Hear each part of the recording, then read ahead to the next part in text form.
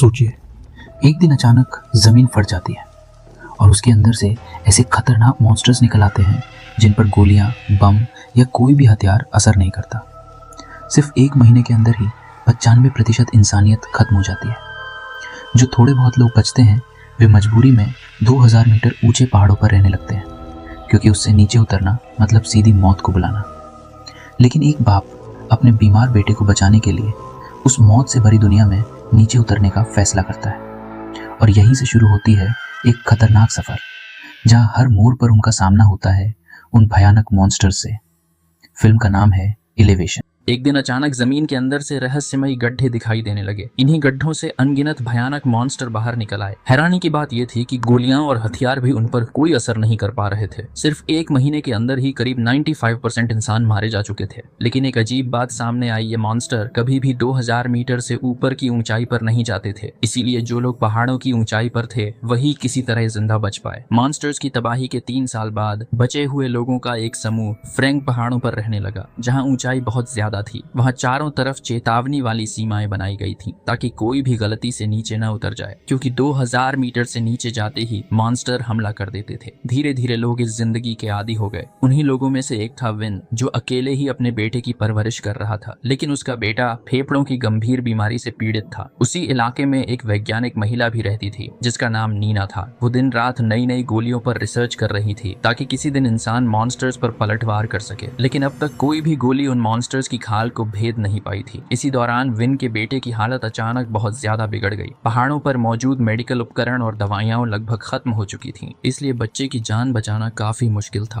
तभी विन के दिमाग में एक खतरनाक लेकिन जरूरी आइडिया आया। अगले दिन वो नीना के पास गया और उससे मदद मांगी। उसने नीना से कहा कि वे दोनों पहाड़ से नीचे उतरकर पास के अस्पताल से दवाइयां लाएंगे ताकि उसके बेटे की जान बचाई जा सके। असल में नीना ही इकलौती इंसान थी जो पहले पहाड़ से नीचे गई थी और जिंदा वापस लौटी थी, इसलिए विन को उसकी मदद बेहद जरूरी थी। इसके अलावा विन को हाल ही में एक पुराना रास्ता मिला था जो एक खदान की सुरंग से होकर जाता था। इस रास्ते से जाने पर उन्हें सिर्फ 2 बार ही 2000 मीटर की सीमा पार करनी पड़ती। नीना के लिए यह भी एक मौका था, क्योंकि वो उसी रास्ते से अपने पुराने लैब तक पहुंच सकती थी। ये सुनकर नीना तुरंत मान गई, क्योंकि उसके सारे परिवार वाले पहले ही मॉन्स्टर्स के हाथों मारे जा चुके थे। अब वो किसी भी हाल में उन मॉन्स्टर्स को खत्म करने का तरीका ढूंढना चाहती थी ताकि अपने परिवार का बदला ले सके। अगले दिन विन ने अपने बेटे को एक भरोसेमंद पड़ोसी के पास छोड़ दिया। उसके बाद वो एक दुकान पर गया और कुछ स्टील को भेदने वाली गोलियां खरीदी। लेकिन विन को यह अंदाजा नहीं था कि उसकी दोस्त कैटी को जब ये पता चला कि वो पहाड़ से नीचे जाने वाला है तो वो बहुत परेशान हो गई। कैटी भी उनके साथ जाना चाहती थी। रोज रोज छुपकर जीने वाली जिंदगी से वो पूरी तरह तंग आ चुकी थी। उसने साफ कह दिया कि ऐसी जिंदगी से अच्छा है मॉन्स्टर्स के हाथों मर जाना। वो अब और डर कर नहीं जीना चाहती। कोई और रास्ता न देखकर विन को कैटी को भी साथ ले जाना पड़ा। इस तरह तीनों ने एक बेहद खतरनाक यात्रा शुरू की। थोड़ी ही देर में वे सुरक्षा सीमा के पास पहुंच गए। नीना के पास एक खास घड़ी थी जिसे उसने खुद बनाया था। ये घड़ी बायोलॉजिकल मैग्नेटिक वेव्स के जरिए आसपास मौजूद मॉन्स्टर्स का पता लगा सकती थी। नीना ने घड़ी को ध्यान से चेक किया। जब उसे कोई खतरा नजर नहीं आया तब तीनों ने सीमा पार की और मॉन्स्टर्स के इलाके में प्रवेश कर लिया। रास्ते में उन्हें एक पुराना युद्ध क्षेत्र दिखाई दिया। तीनों ने तुरंत वहां उपयोगी सामान ढूंढना शुरू कर दिया। इसी दौरान विन को एक ग्रेनेड लॉन्चर मिल गया जिसे उसने कैटी को दे दिया। उसी समय नीना को जमीन पर पड़ा हुआ मॉन्स्टर की खाल का एक टुकड़ा मिला। जब उन्हें वहां और कुछ काम का नहीं दिखा तो तीनों ने आगे की ओर बढ़ने का फैसला किया। तीनों अपनी यात्रा फिर से जारी रखते हैं। 3 सालों में इंसानों के गायब हो जाने के बाद जंगलों पर अब पूरी तरह जंगली जानवरों का कब्जा हो चुका था। चलते चलते वे जल्दी ही केबल कार स्टेशन तक पहुंच जाते हैं। अगर केबल कार चालू हो जाए तो वे आसानी से फिर से सुरक्षित ऊंचाई 2000 मीटर से ऊपर पहुंच सकते थे। लेकिन तभी नीना की घड़ी अचानक बहुत तेजी से घूमने लगती है।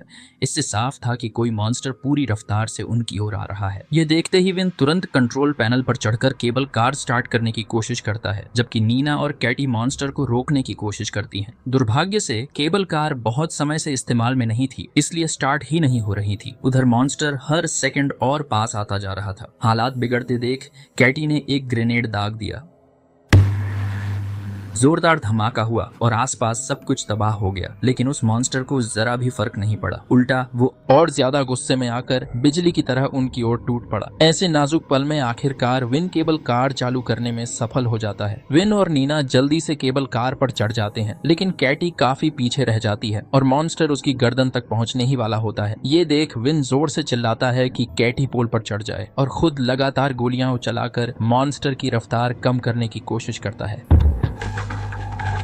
थोड़ी ही देर में केबल कार कैटी के पास पहुंच जाती है। मौका देखते ही कैटी जान जोखिम में डालकर छलांग लगाती है। किस्मत अच्छी थी कि विन ने वक्त पर उसका हाथ पकड़ लिया और उसकी जान बच गई। लेकिन मॉन्स्टर भी कोई मामूली चीज नहीं था। उसने अपने नुकीले पंजे केबल की रस्सी में गड़ा दिए, जिससे रस्सी टूट गई। तीनों सीधे नीचे जमीन पर गिर पड़े। गनीमत ये रही कि सुरक्षित इलाका बिल्कुल सामने ही था। जान लगाकर पूरी ताकत से दौड़ते हुए वो ऊपर की तरफ भागने लगे। आखिरकार वो लोग मौत के मुंह से बच निकलते हैं। रात होते होते तीनों को सुरक्षित इलाके में एक छोटा सा घर मिल जाता है, जहां वे आराम करते हैं। सुबह हुई उस भयानक मुठभेड़ के बाद वे अब भी सदमे में थे। इसी दौरान नीना के मन में एक सवाल उठता है, अगर मॉन्स्टर इंसानों पर हमला करता है तो वो उन्हें खाता क्यों नहीं, सिर्फ मारता ही क्यों है? इतना ही नहीं, ये मॉन्स्टर कभी सोते भी नहीं है, मानो उनका जन्म ही सिर्फ इंसानों को खत्म करने के लिए हुआ हो। पूरी रात आराम करने के बाद अगली सुबह तीनों जल्दी से एक छोड़ी हुई खदान की ओर बढ़ते हैं। हालांकि ये इलाका 2000 मीटर से ऊपर था, लेकिन नीना को पता चलता है कि सुरंग के भीतर एक हिस्सा ऐसा है जो सुरक्षित ऊंचाई से नीचे चला जाता है। और सबसे खतरनाक बात ये थी कि जमीन के नीचे उसकी घड़ी काम नहीं करती, यानी मॉन्स्टर के आने की कोई चेतावनी नहीं मिलेगी। इसके अलावा ये मॉन्स्टर जमीन के नीचे रहते हैं और CO2 की बेहद हल्की मात्रा से भी इंसानों की मौजूदगी भांप सकते हैं। लेकिन अब पीछे हटने का कोई रास्ता नहीं था, इसलिए तीनों मजबूरी में अंदर घुस जाते हैं। कुछ देर चलने के बाद वे निराश हो जाते हैं, क्योंकि अस्पताल की ओर जाने वाला रास्ता बंद मिल जाता है। अब वहां तक पहुंचने का सिर्फ एक ही रास्ता बचा था, लेकिन उसके लिए उन्हें 2000 मीटर से नीचे उतरना पड़ता है। तीनों हिम्मत जुटाकर सीढ़ी के सहारे नीचे उतरते हैं और खतरनाक इलाके को जल्दी पार करने की कोशिश करते हैं। अचानक कैटी को पीछे किसी चीज की मौजूदगी महसूस होती है। तीनों तुरंत अपने हेडलैम्प ढक लेते हैं और सच में एक लाल साया ठीक उनके सामने होता है। तीनों जान बचाकर दौड़ पड़ते हैं, लेकिन उनकी रफ्तार मॉन्स्टर के सामने कुछ भी नहीं थी। मजबूरन वे एक तंग दरार में छिप जाते हैं और वहां से गोलियों की बौछार कर देते हैं,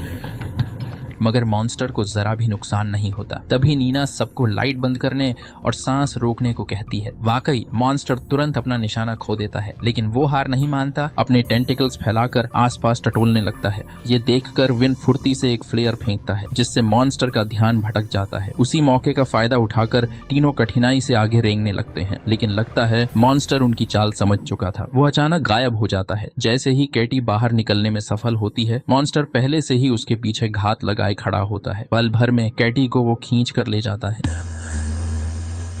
ये दृश्य देखकर पीछे बचे दोनों लोग टूट जाते हैं और गहरे सदमे में आ जाते हैं। हालांकि हालात बेहद दर्दनाक थे, लेकिन उनके पास दुख में डूबने का समय नहीं था। दोनों ने अपने जज्बात दबाए और जल्दी जल्दी सीढ़ी पर चढ़ना शुरू किया। आखिरकार वे सफलतापूर्वक खदान से बाहर निकल आए। थोड़ी ही देर में वे एक सुनसान जगह पर पहुंचते हैं। यहाँ विन को एक कार मिलती है जो अब भी चलने लायक थी और घर के अंदर काफी सारा खाना भी मौजूद था। उस रात दोनों ने जमकर खाना खाया। इसी दौरान नीना बताती है कि वो अपने पुराने लैब में लौटना चाहती है ताकि वहां से मैग्नीशियम ले सके। दरअसल कई दिनों की रिसर्च के बाद उसे पता चला था कि मॉन्स्टर की खाल को सामान्य हथियार भेद नहीं सकते, लेकिन वो मैग्नीशियम के साथ केमिकल रिएक्शन करता है। अगले दिन दोनों कार लेकर पास के छोटे शहर की ओर निकल पड़ते हैं। गाड़ी की आवाज सुनकर रास्ते में मौजूद घोड़े बिखर कर भाग जाते हैं। कुछ ही समय बाद वे सुरक्षित रूप से अस्पताल पहुंच जाते हैं, लेकिन ये जगह पहले ही पूरी तरह तबाह हो चुकी थी, इसलिए वो लोग जल्दी जल्दी दवाइयां खोजने लगते हैं। तभी अचानक नीना की घड़ी पागलों की तरह घूमने लगती है। साफ संकेत था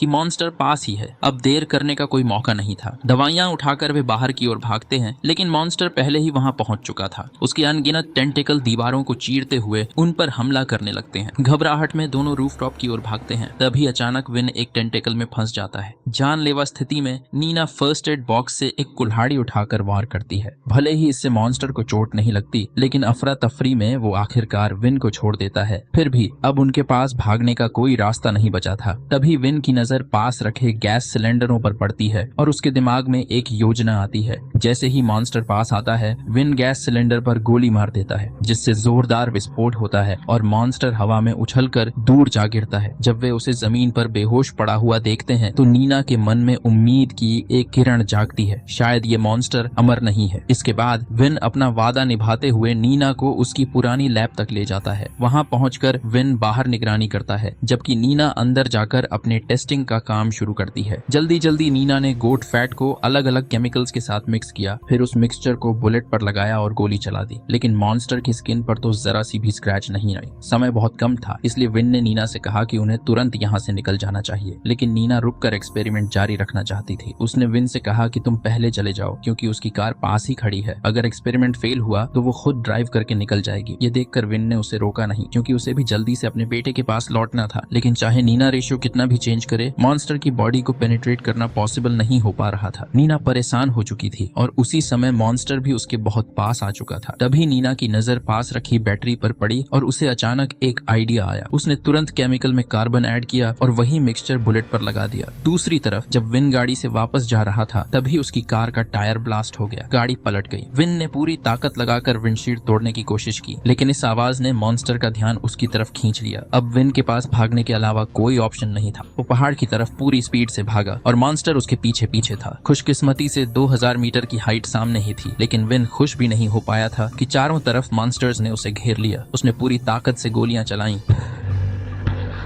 लेकिन उन पर कोई असर नहीं हुआ। विन को लगा अब वो नहीं बचेगा, लेकिन तभी सही वक्त पर नीना वहां पहुंच गई और एक एक करके मॉन्स्टर्स को आसानी से खत्म करने लगी। असल में उसका एक्सपेरिमेंट सफल हो गया था। मॉन्स्टर्स के शरीर टुकड़ों में टूट गए और पूरी तरह डिस्ट्रॉय हो गए। लेकिन जब दोनों ने मॉन्स्टर के टूटे हुए पार्ट्स देखे तो वो हैरान रह गए। वो कोई क्रीचर नहीं थे, बल्कि एडवांस्ड एलियन टेक्नोलॉजी से बनी मशीन्स थी। उन्हें सिर्फ ह्यूमंस को खत्म करने के लिए प्रोग्राम किया गया था और वो 2000 मीटर से ऊपर नहीं जा सकते थे। आखिरकार दोनों सेफली विलेज वापस लौट आए। विन अपने बेटे से फिर से मिल पाया। नीना ने पायरेट फ्लैग खड़ा किया ताकि आसपास के कम्युनिटीज को सिग्नल मिल सके कि मॉन्स्टर्स मार दिए गए हैं और अब एक बड़ा काउंटर अटैक शुरू होने वाला है। सब लोग मिलकर स्पेशल बुलेट्स बनाने लगे। सभी ने साथ मिलकर इंसानों की मातृभूमि वापस लेने का फैसला किया और यहीं ये फिल्म खत्म होती है। दोस्तों, वीडियो पसंद आई हो तो वीडियो को लाइक और चैनल को सब्सक्राइब जरूर से कर लें।